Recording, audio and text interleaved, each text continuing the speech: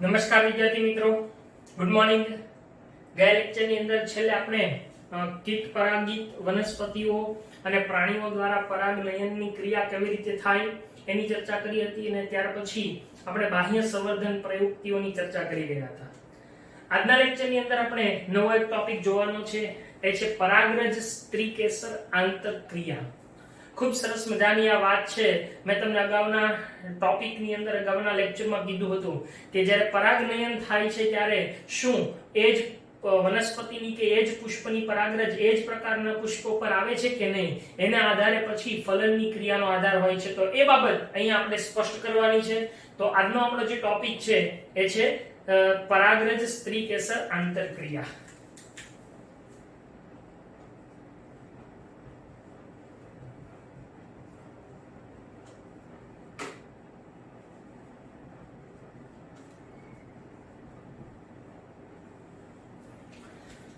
હવે આપણે એવું ભણી ગયા કે પરાગનયન છે એની અંદર જ્યારે કોઈ પુષ્પની પરાગરજ હોય એ બીજા પુષ્પના પરાગાસન ઉપર અથવા એ જ પુષ્પના પરાગાસન ઉપર સ્થાનાંતરિત થાય છે, સ્થાપિત થાય છે। પરંતુ પરાગનયન છે એ દર વખતે ચોક્કસ પરાગરજ છે, એટલે કે જેને આપણે સંગત પરાગરજ કહીએ, એ ચોક્કસ પરાગરજની વહનની ખાતરી આપતું નથી। ઘણી વખત કેટલીક વખત એવું બને છે કે કેટલીક વખત પરાગાસન ઉપર અન્ય જાતિની વનસ્પતિઓ હોય એની પરાગરજ અથવા તો એ જ વનસ્પતિની પરંતુ આપણે જે અગાઉ ભણી ગયે છે સ્વ અસંગત પરાગરજ છે એ પરાગાસન ઉપર સ્થાપિત થતી હોય છે। આમ બે પ્રકારની પરાગરજ એ પરાગાસન ઉપર સ્થાપિત થઈ શકે, કાં તો સંગત અથવા અસંગત। બરાબર। ફોર એક્ઝામ્પલ આપણે લઈએ કે જાસૂદનું પુષ્પ છે તો જાસૂદના પુષ્પના પરાગાસન ઉપર જાસૂદની પરાગરજ સ્થાપિત થઈ શકે અથવા તો અન્ય કોઈ ગુલાબ કે અન્ય બીજી કોઈ વનસ્પતિ છે એની પરાગરજ સ્થાપિત થઈ શકે। હવે વિચારીએ કે પરાગરજ છે ઈ ત્યાં આગળ સ્થાપિત થઈ તો પરાગાસન છે એની પાસે એવી ક્ષમતા છે કે ઈ પોતે પરાગરજને ઓળખી શકે, એટલે કે સંગત છે કે અસંગત છે એ પરાગરજને ઓળખવાની ક્ષમતા એ પરાગાસન પાસે રહેલી હોય છે। હવે અહીંયા બે શક્યતા કે જો સંગત પરાગરજ હોય એટલે કે એ જ વનસ્પતિની પરાગરજ હોય તો આ જે સ્ત્રીકેસર છે મીન્સ કે પરાગાસન છે એ પરાગરજને સ્વીકારી લે અને સ્વીકારી અને જે પશ્ચફલન ઘટનાઓ હોય એને પ્રેરે છે અને એ ફલન તરફ દોરી જાય છે।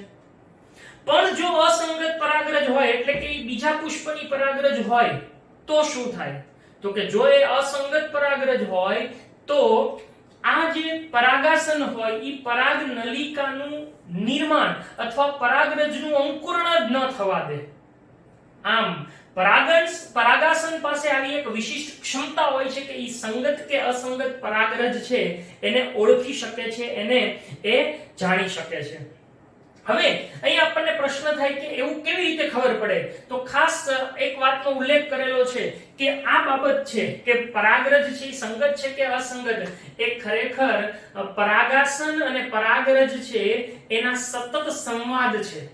એ સંવાદને કારણે એટલે કે સ્ત્રીકેસર અને પરાગરજ વચ્ચેના સતત સંવાદને કારણે એ ઓળખવાની ક્ષમતા ધરાવે છે। આ ઉપરાંત એની અંદર પરાગરજમાંથી ઉત્પન્ન થતા કેટલાક રાસાયણિક ઘટકો એક મધ્યસ્થી તરીકે કામ કરી અને આ સંવાદ છે એને આગળ વધારવાનું કામ કરી અને ફલનની ક્રિયાને પ્રેરે છે।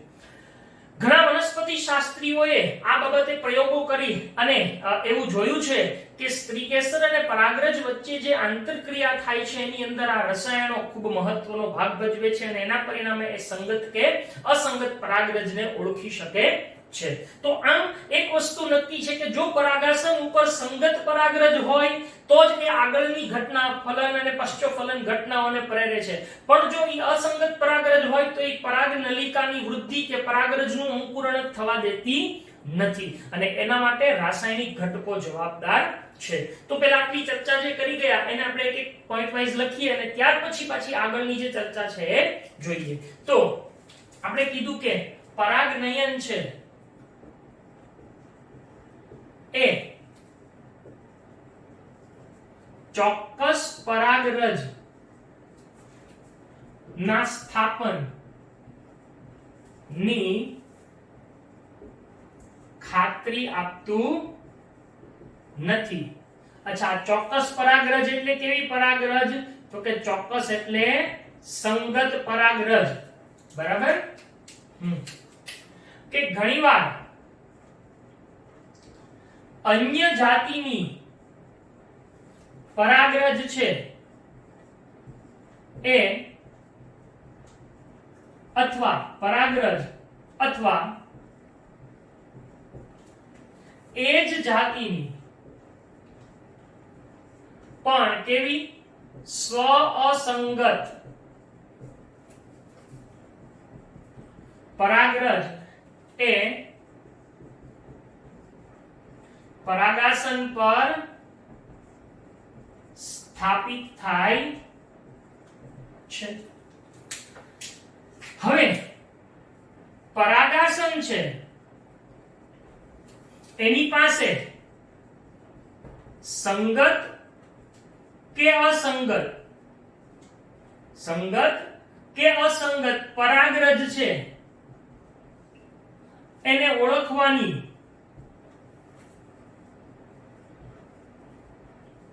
શું રહેલી છે? વિશિષ્ટ ક્ષમતા રહેલી છે. બરાબર? હવે અહીંયા બે ઓપ્શન કે જો સંગત પરાગરજ હોય તો સ્ત્રી કેસર છે એ તેનો સ્વીકાર કરે અને પશ્ચોફલન ઘટના પ્રેરે છે જે ફલન તરફ દોરી જાય છે.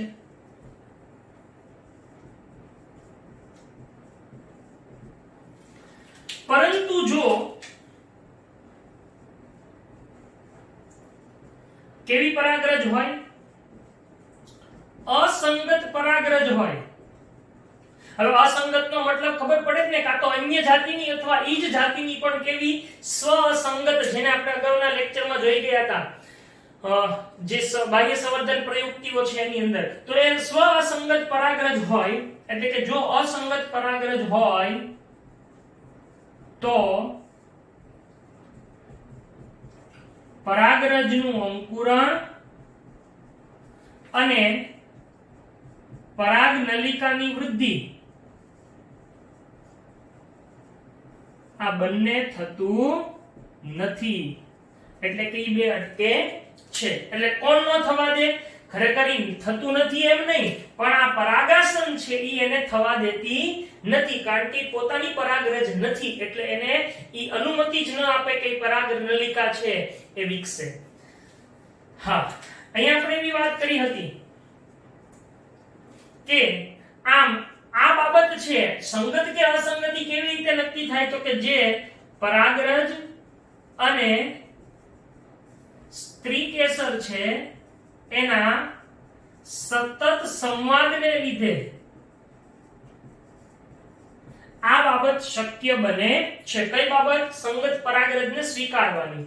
હા, બીજી એક વાત અહીં આપણે નોંધી હતી કે જો આ પરાગરજ અને સ્ત્રી કેસર છે એની વચ્ચે કેમ ખબર પડે કે? તો કે એ પરાગરજ છે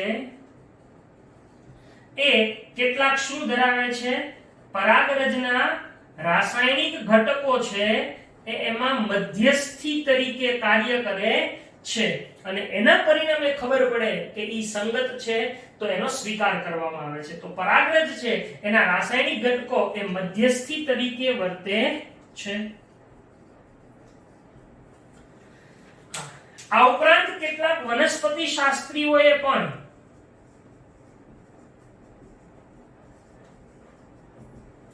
પોતાના અભ્યાસ દ્વારા આ બાબત છે એટલે કે સંગત કે અસંગત છે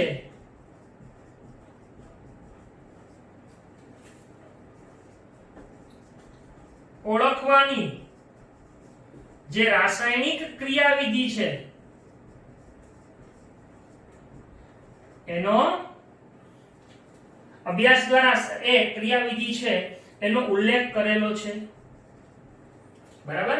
તો આવી રીતે સ્ત્રીકેસર અને પરાગરજ વચ્ચે આવી ચોક્કસ પ્રકારની આંતરક્રિયા આપણને થતી જોવા મળે છે. હવે અહીંયા આગળ આપણે એવું જોવાનું છે કે જો કદાચ પરાગરજ સંગત છે તો આગળ ફલન અને પશ્ચફલન કેવું થાય. જો આ હોય અસંગત હોય તો અહીંયા આગળ શું થવાનું છે, આગળ કોઈ ક્રિયા થવાની નથી. પરાગરજ છે એ ત્યાં આગળ નાશ પામે છે. બરાબર છે. પણ જો સંગત છે તો હવે શું થાય એ આપણે સમજવાનું છે. ઓકે. જો સંગત પરાગરજ હોય તો ઓકે, હવે સમજો બરાબર કે શું થાય કે આ પરાગાસન છે, આ પરાગવાહિની છે અને અહીંયા આગળ આ બીજાશય છે. બરાબર. ઓકે. બીજું કે બીજાશયની અંદર અહીંયા આગળ અંડક આવેલું છે. આ અંડક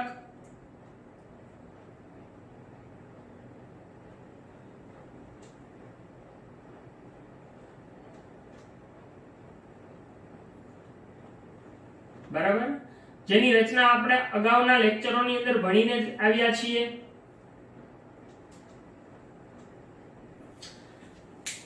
અહીંયા આગળ વચ્ચે ભ્રૂણપુટ આવેલો છે. બરાબર. અહીંયા બધા સહાયક કોષ ને અંડકોષ ને પેલો ધ્રુવીય કોષ અને પ્રતિધ્રુવીય કોષો છે અને બાકીનો વિસ્તાર આ પ્રદેહ છે. હવે આવું આપણે અગાઉ ભણીને આવ્યા છીએ. ઓકે. હવે જો અહીંયા શું કહેવા માંગે છે કે જો આની ઉપર સંગત પરાગરજ આવે છે, આ પરાગરજ છે એ સંગત છે, તો આપણે પરાગરજની રચના જોઈ ગયા હતા કે પરાગરજની રચનામાં બે મુખ્યત્વે આવરણો જોવા મળતા હતા, અંદરનું અને બહારનું આવરણ. આવી રીતે જોવા મળતું હતું. આ અંદરનું સળંગ આવરણ જોવા મળતું હતું અને બહારનું આવું વચ્ચે કેટલાક છિદ્ર જોવા મળતા હતા. આ છિદ્રને આપણે શું કહેતા હતા? જનન છિદ્ર કહીએ છીએ. બરાબર. આ છિદ્રો છે એને શું કહીએ છીએ આપણે? જનન છિદ્રો કહીએ છીએ. તો હવે શું થાય બરાબર સમજો વિદ્યાર્થીઓ કે જો પરાગરજ સંગત છે તો આ પરાગરજ છે એને અંકુરણ થઈ અને પરાગનલિકાની બીજાશય તરફ, આ બીજાશય છે એની અંદર રહેલા અંડક તરફ વૃદ્ધિ છે એ શરૂ થતી હોય છે. હવે જુઓ અહીંયા શું થાય, કેવી રીતે વૃદ્ધિ થાય? તો બરાબર યાદ રાખજો કે આ જે જનન છિદ્રો છે એ પૈકીનું કોઈ એક જનન છિદ્રમાંથી, યાદ રાખજો કેમાંથી? કોઈ એક જનન છિદ્ર. હવે તમને અહીંયા ખબર પડશે કે આ જનન છિદ્રનું શું કામ છે. કોઈ એક જનન છિદ્રમાંથી આ રીતે નીચે તરફ શું થાય છે? પરાગ નલિકા વિકસે છે. એટલે પરાગ નલિકા છે એ ક્યાંથી વિકસે છે? જનન છિદ્રમાંથી. પરાગ નલિકા. તો ખરેખર અહીંયા થશે ને આવું, આ પરાગ નલિકા છે એ અહીંયા નીચે તરફ વિકસે છે. ખાસ ધ્યાન રાખજો આવું થાય. બરાબર સમજજો. હવે પરાગ નલિકા વિકસે છે ત્યારે આ પરાગરજની અંદર આપણે અગાઉ ભણી ગયા એ પ્રમાણે કાં તો બે કોષ હોય અથવા ત્રણ કોષ હોય. આપણે એવું જોઈ ગયા છીએ કે પરાગરજ છે એ કેટલીક વનસ્પતિઓની અંદર દ્વિકોષીય અવસ્થામાં અને કેટલીકની અંદર ત્રણ કોષીય અવસ્થાએ મુક્ત થાય છે. અચ્છા, બે કોષ હોય તો કયા કયા હોય? તો કે એક જનન કોષ અને એક વાનસ્પતિક કોષ જે મોટો હોય છે. જ્યારે ત્રણ કોષ હોય તો એમાં બે નરજન્યુ એટલે કે જનન કોષો અને એક વાનસ્પતિક કોષ હોય. અચ્છા, જો એ બે કોષીય અવસ્થાએ મુક્ત થાય, સાંભળજો બરાબર. હવે હું આને થોડું મોટું દોરું છું. આ પરાગનલિકા છે એને હું આ રીતે મોટી દોરું છું. હવે જુઓ અહીંયા આગળ આ જે કોષો છે એ બે કોષો હોય. અહીંયા આગળ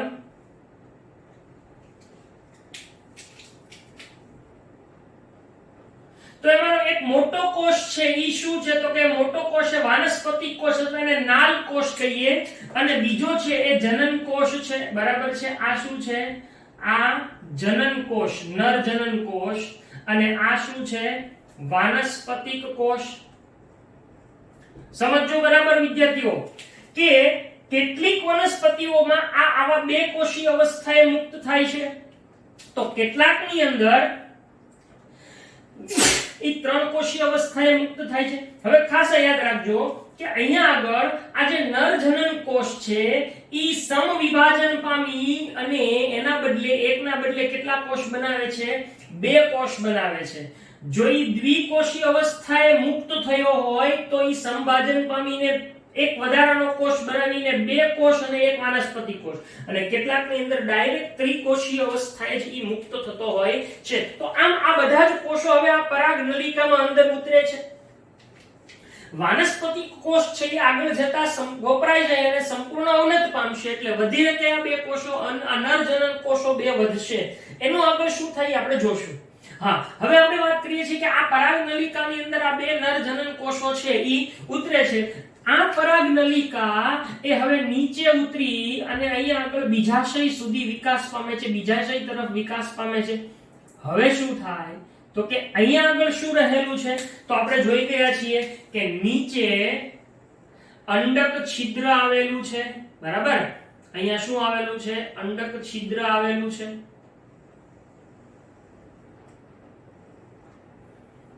આ અંડક છિદ્ર છે. તો ઓલી જે પરાગ નલિકા આવે છે ઉપરથી એ અંડક છિદ્ર મારફતે આમાં દાખલ થાય છે. કોની અંદર? અંડકમાં દાખલ થાય છે. અહીંયાથી આ છિદ્ર મારફતે અંદર જાય. ઓકે, ખ્યાલ આવે છે? હવે અહીંયા આગળ શું રહેલું છે? તો કે અહીંયા ઓલો ભ્રૂણપુટ રહેલો છે. યાદ કરો, આપણે ભ્રૂણપુટની રચના જોઈ ગયા છીએ. આ ભ્રૂણપુટ છે, બરાબર? હવે એની અંદર અહીંયા આગળ આવા બે કોષો રહેલા છે જેને સહાયક કોષો કહીએ. આવડો આ એક અંડકોષ છે, અહીંયા બે ધ્રુવીય કોષ કેન્દ્ર છે અને અહીંયા આગળ શું રહેલા છે? પ્રતિધ્રુવીય કોષો રહેલા છે, બરાબર? હવે આવડો આ શું છે? અંડકોષ છે. ઓકે, બીજી એક રચના આપણને ખબર છે કે અહીંયા આગળ આવી એક તંતુમય રચના છે જેને આપણે તંતુમય પ્રસાધન કહીએ છીએ, અને આ બે સહાયક કોષો છે, બરાબર? અને અહીંયા આગળ બધે શું આવેલું છે? આ પ્રદેહ આવેલો છે. તો હવે અહીંયા શું થાય છે સમજીએ. આ પ્રદેહના કોષો છે.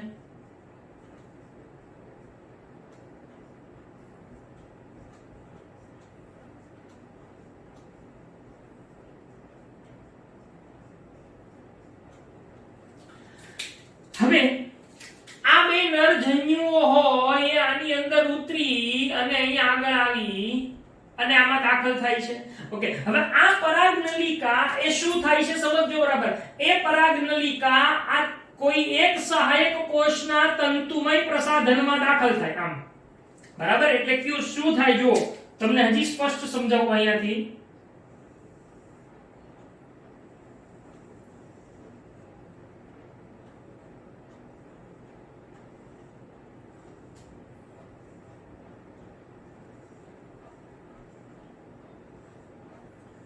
ખાસ ધ્યાન રાખજો કે આ પરાગ નલિકા એ અહીંયાથી અંદર દાખલ થાય છે તંતુમય પ્રસાધનમાંથી.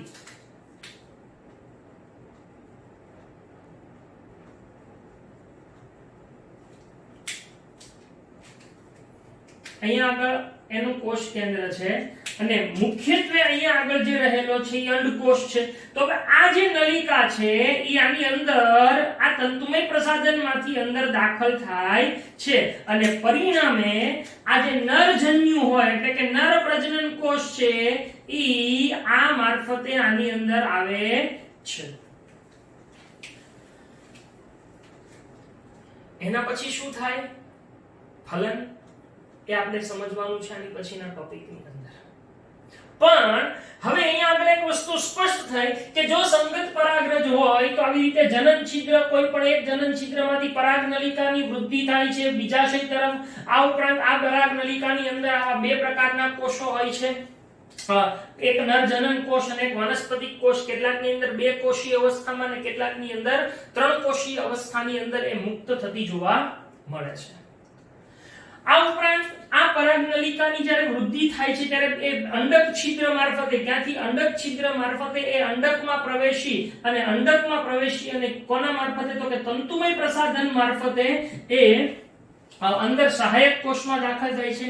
હવે અહીંયા આગળ એમ કહે છે કે પ્રયોગો એવું દર્શાવે છે, તાજેતરના તે તારણો એવું દર્શાવે છે કે આ તંતુમય પ્રસાધનો એ પરાગનલિકાને સહાયક કોષમાં દાખલ થવાનું માર્ગદર્શન પૂરું પાડે છે.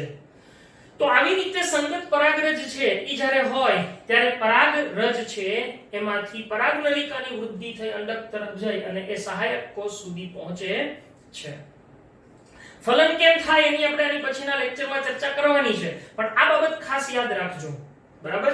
હવે અહીંયા આગળ જો પરાગરજ છે એ યોગ્ય હશે તો શું થશે તો કે તો એ ફલન થઈ અને એ ફલનને અંતે બીજમાં રૂપાંતર થઈ અને પછી બીજાશય છે એનો ફળમાં વિકાસ થઈ અને જે તે વનસ્પતિના ફળ અને બીજ છે એ ઉત્પન્ન થાય છે. અહીંયા આગળ બીજી એક મહત્વની વાત એ છે કે આ પરાગરજ સ્ત્રી કેસરની આંતરક્રિયા એટલે શું તો કે એની વ્યાખ્યા છે અથવા તો એની સમજૂતી એવી છે કે પરાગાસન ઉપર પરાગરજ છે એના સ્થાપનથી લઈ પરાગનલિકાનું નિર્માણ અને એની અંડક તરફ વૃદ્ધિ સહિતની સમગ્ર ઘટનાને શું કહે છે? પરાગરજ સ્ત્રી કેસર આંતરક્રિયા કહે છે. આમ પરાગરજના પરાગાસન પર સ્થાપનથી પરાગનલિકાના વિકાસથી પરાગનલિકાની અંડક તરફ વૃદ્ધિ અને અંડકમાં પ્રવેશ સહિતની તમામ પ્રક્રિયા, આખી ક્રિયા છે એને શું કહેવાય છે? પરાગરજ સ્ત્રી કેસર આંતરક્રિયા તરીકે ઓળખવામાં આવે છે.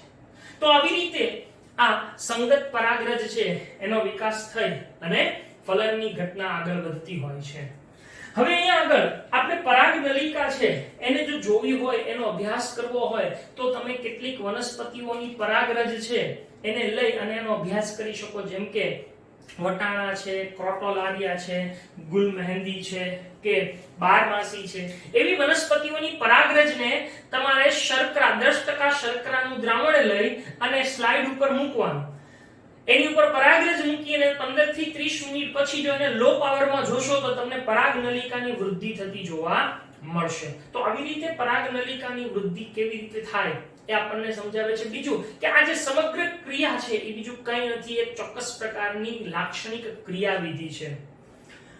ખાસ કરીને જે વનસ્પતિ સંવર્ધકો છે, ખાસ સાંભળજો, વનસ્પતિ સંવર્ધકો છે એ આ પરાગરજ સ્ત્રી કેસર આંતરક્રિયાનો ઉપયોગ કરી અને ઈચ્છિત જાતિઓ મેળવવાનો પ્રયત્ન કરે છે. એટલે કે જેને આપણે સંકર જાત કહીએ છીએ, એ સંકર જાત મેળવવાનો પ્રયત્ન એ સંગત પરાગરજની જે આખી ઘટના છે એનો ઉપયોગ કરી અને મેળવે છે.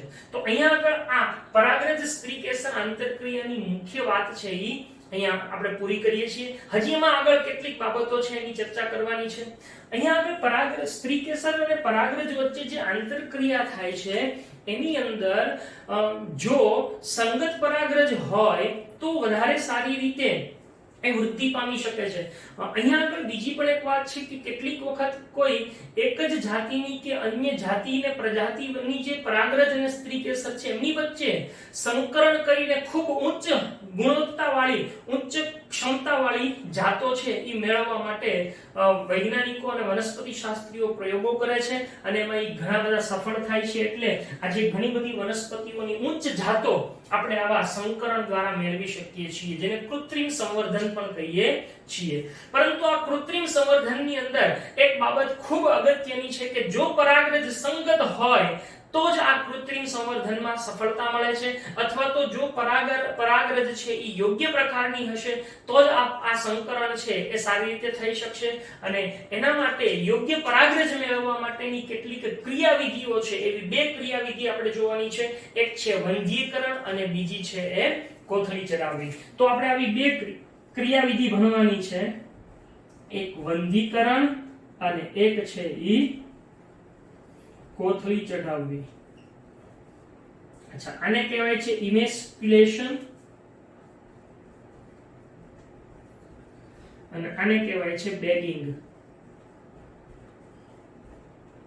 બરાબર. તો આવી 2 ક્રિયાઓ આપણે સમજવાની છે કે જે સંકરણની અંદર કૃત્રિમ સંવર્ધનની અંદર ખૂબ મદદરૂપ થતી હોય છે. બરાબર. તો આ પરાગરજ સ્ત્રીકેસર આંતરક્રિયા તમારે જ્યારે હોમવર્ક કરવાનું છે ત્યારે તમને મટીરીયલ આપ્યું છે એમાંથી આખો ટોપિક છે એ તમારે લખવાનો રહેશે. ઓકે. તો જોઈએ હવે આ વંધ્યીકરણ અને કોથળી ચડાવવી જેવી પ્રક્રિયા.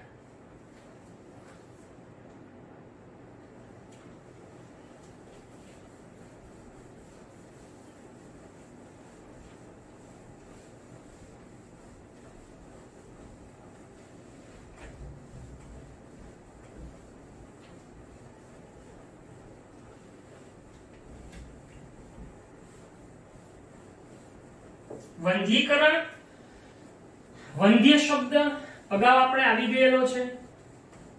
એનો મતલબ શું થાય? જે પ્રજનન કોષ ઉત્પન્ન ન કરે એને વંધ્ય કહેવાય છે. તો આવું વંધ્યીકરણ અને કોથળી ચડાવવી એવી પ્રક્રિયાઓ આપણે સમજીએ.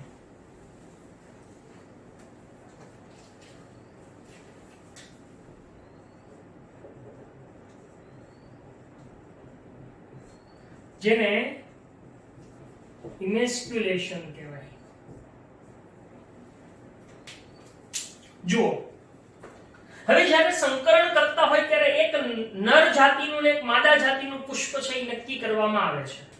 હવે એમ કહેવાય છે કે જો માદા જાતિનું જે નક્કી કરેલું ઈચ્છિત લક્ષણો વાળું પુષ્પ છે એ દ્વિલિંગી હોય, એનો મતલબ કે એનું માત્ર આપણે સ્ત્રી કેસર જ ઉપયોગમાં લેવાનું છે સંકરણમાં, તો એવી વનસ્પતિના પુષ્પમાં જે પરાગરજ હોય એટલે કે જે પુકેસર હોય એ પુકેસર એમાંથી જો પરાગરજ ઉત્પન્ન થઈને પરાગાસર ઉપર આવશે તો ઈચ્છિત પરાગરજ આપણે એની ઉપર દાખલ કરી શકશું નહીં.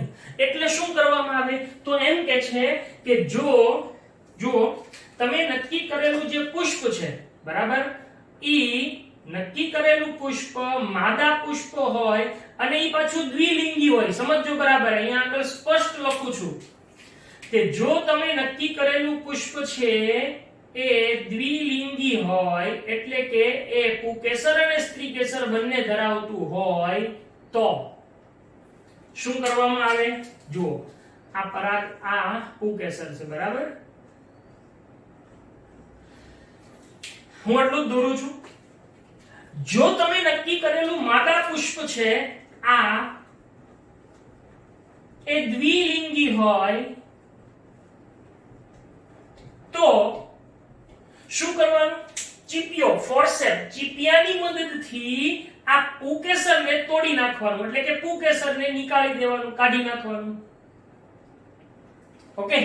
હવે પુકેસરને કાઢી નાખો એટલે માત્ર શું વધે? સ્ત્રી કેસર વધે. અચ્છા, પુકેસરને શું કામ કાઢી નાખ્યું? તો કે જો ઈ પુકેસર રાખ્યું હોત અને એનું પરાગાશય છે ઈ પુખ્ત બનીને એમાંથી પરાગરજ છે એ મુક્ત થાય તો આની ઉપર પડે તો આપણે ઈચ્છિત પરિણામ ન મેળવી શકીએ. એટલે જ આ પ્રક્રિયાને શું કહેવાય છે? વંધ્યીકરણ તરીકે ઓળખવામાં આવે. એટલે માદા પુષ્પ દ્વિલિંગી હોય તો એનું પરાગાશય છે એ પુખ્ત બને તે પહેલા પુકેસર છે અથવા પરાગાશય કોઈ પણ પુકેસર છે એને શું કરવામાં આવે? દૂર કરવામાં આવે તો તેને શું કહેવામાં આવે છે? વંધ્યીકરણ કહે છે. હવે સમજો બરાબર, હજી આ વસ્તુ પૂરી નથી થઈ. ચલો, આપણે અહીંયાથી જે પરાગરજ આવવાની હતી એને આપણે અટકાવી શક્યા, પણ હવે એવું બને કે બીજું પુષ્પ સામે હોય તો એની પરાગરજ આની ઉપર આવે. તો એવું ન બને એટલા માટે હવે શું કરવાનું? તો કે હવે આ જે પુષ્પ છે એની ઉપર આ જે પરાગાસન છે એની ઉપર મીણિયા કાગળની બનેલી એક કોથળી હોય, ઈ કોથળી લગાડી દેવાની રે. તો મીણિયા કાગળની કોથળી લગાડવાથી શું થશે? કોઈ પરાગરજ એની ઉપર આવશે તો ઈ પરાગરજ છે ઈ આની ઉપર સ્થાપિત થઈ શકશે નહીં અને ઈ દૂર થશે, જેથી આ પરાગાસન શુદ્ધ રહેશે. યાદ રાખજો, શું થાય છે? પરાગાસન શુદ્ધ રહે છે. તો આમ આ પ્રક્રિયાને શું કહેવાય છે? કોથળી ચઢાવવી કહેવામાં આવે છે. એટલે આમ પહેલા વંધ્યીકરણ કરવાનું અને પછી એને કોથળી ચડાવવાની ક્રિયા. અચ્છા, કોથળી ચડાવવાની શું કામ હોય છે? તો કે ખાસ કરીને જે પરાગાસન છે એને શુદ્ધ રાખવાનું હોય, એટલે કે બીજી કોઈ અસંગત પરાગરજ છે અથવા આપણી ઈચ્છિત નથી એવી પરાગરજ એની ઉપર સ્થાપિત ન થાય, એટલે કોથળી ચડાવવાની ક્રિયા છે એ કરવામાં આવે છે. તો આમ વંધ્યીકરણ અને ત્યાર પછી કોથળી ચડાવવાની ક્રિયા થતી જોવા મળે છે. તો આમ કોથળી ચડાવી દેવાથી અસંગત પરાગરજથી પરાગાસન છે એ શુદ્ધ રહે છે અને એના પરિણામે હવે શું થાય? તો કે હવે જ્યારે પરાગાસન, સાંભળજો બરાબર, હવે જ્યારે પરાગાસન છે ઈ ગ્રહણશીલ બને. શું થાય છે? પરાગાસન ગ્રહણશીલ બને ત્યારે આ કોથળીને કાઢી અને ઈચ્છિત પરાગરજને લઈ અને પરાગાસન ઉપર નાખવામાં આવે છે, છંટકાવ કરવામાં આવે છે. અને છંટકાવ કરીને ફરી વખત શું કરવામાં આવે છે? એને કોથળી વડે ઢાંકી દેવામાં આવે છે, જેથી બીજી કોઈ પરાગરજ એની ઉપર જઈ શકે નહીં. આમ આ પ્રક્રિયા એ મુખ્યત્વે પરાગાસનને શુદ્ધ રાખવા માટે કરવામાં આવે છે. પણ વંધ્યીકરણ માત્ર ક્યારે કરવું પડે? જ્યારે પુષ્પ દ્વિલિંગી હોય તો. માદા પુષ્પ છે એ દ્વિલિંગી હોય તો જ એમાંથી પરાગાશય પુખ્ત બને પહેલા એને દૂર કરી અને એ પ્રક્રિયાને વંધ્યીકરણ કહેવાય છે. ત્યાર પછી એની ઉપર કોથળી ચડાવવામાં આવે છે અને જ્યારે પરાગાસન ગ્રહણશીલ બને ત્યારે ઈચ્છિત પરાગરજ એની ઉપર છંટકાવ કરી અને ફરીથી કોથળી ચડાવી દેવાય, જેથી અન્ય પરાગરજ છે એ એની ઉપર આવી શકે નહીં. હવે બીજી વાત કે જો આ પુષ્પ એકલિંગી હોય તો શું? ખાસ યાદ રાખજો, પુષ્પ એકલિંગી જ હોય. કયું? માદા પુષ્પ છે. માદા પુષ્પ એ એકલિંગી હોય તો શું? તો એમાં કુકેસતો હોવાનું નથી. તો માદા પુષ્પ એકલિંગી હોય ત્યારે ઈ કલિકા અવસ્થામાં હોય ત્યારે જ એને કોથળી ચડાવી દેવામાં આવે છે. ખાસ યાદ રાખજો, ત્યારે એમાં વંધ્યીકરણ કરવાની જરૂર નથી. બરાબર? જો માદા પુષ્પ એકલિંગી હોય તો એમાં વંધ્યીકરણ છે ઈ જરૂર નથી, પણ એને કલિકાવસ્થામાં જ શું કરવામાં આવે છે? કોથળી ચડાવવામાં આવે છે. અને જ્યારે પરાગાસન પુખ્ત બને, જ્યારે ફરી વખત પરાગાસન પુખ્ત બને ત્યારે કોથળી દૂર કરી અને યોગ્ય પરાગરજ છે એનો છંટકાવ કરી અને ફરીથી કોથળી ઢાંકી દેવામાં આવે છે. તો આમ સંકરણ કરવા માટે, ઈચ્છિત જાતિ મેળવવા માટે આવી પ્રક્રિયાઓ વંધ્યીકરણ અને કોથળી ચડાવવી, જેને અંગ્રેજીમાં બેગિંગ કહેવાય છે, આવી બે પ્રક્રિયાઓ છે એ કરવામાં આવે છે. ફરીવાર કોથળી ચડાવવાની પ્રક્રિયા અને વંધ્યીકરણ, એમાં વંધ્યીકરણ છે એ ક્યારે કરવામાં આવે? જ્યારે માદા પુષ્પ દ્વિલિંગી હોય તો. જો માદા પુષ્પ એકલિંગી હોય તો વંધ્યીકરણ કરવાની જરૂર નથી. બરાબર છે? હવે તમને એમ થાય કે સાહેબ અહીંયા એમ કે ભાઈ પરાગાસન પુખ્ત બને ત્યારે જ પરાગરજનો છંટકાવ, આપણને કેમ ખબર પડે? આપણે સ્વીકારવાનું છે એ જે લોકો પ્રયોગો કરતા હોય એવા વૈજ્ઞાનિકો કે ખેડૂતો છે એ એમના અનુભવોને આધારે આ પ્રક્રિયાઓ કરતા હોય છે. આપણે માત્ર અત્યારે એ સૈદ્ધાંતિક રીતે સ્વીકારવાનું છે કે જ્યારે પરાગાસન પુખ્ત બનતું હોય ત્યારે પરાગરજનો છંટકાવ કરી અને પછી પશ્ચફલન ઘટનાઓને પ્રેરવામાં આવતી હોય છે. તો અહીંયા આગળ આ રીતે પરાગરજ સ્ત્રીકેસર આંતરક્રિયા અને વંધ્યીકરણ અને કોથળી ચડાવી પ્રક્રિયાઓ છે એ પૂર્ણ કરીએ છીએ. આવતા લેક્ચરની અંદર આગળ ફલન, બેવડું ફલન અને જે ત્યાર પછીની વાતો છે એને આપણે જોશું. તો આજના લેક્ચરમાં અહીંયા સુધી રાખીએ છીએ. હોમવર્કમાં મટીરીયલમાંથી અહીંયા સુધીનું ચલાવેલું છે એ એક વખત લખી અને તૈયાર કરવાનું રહેશે. Thank you.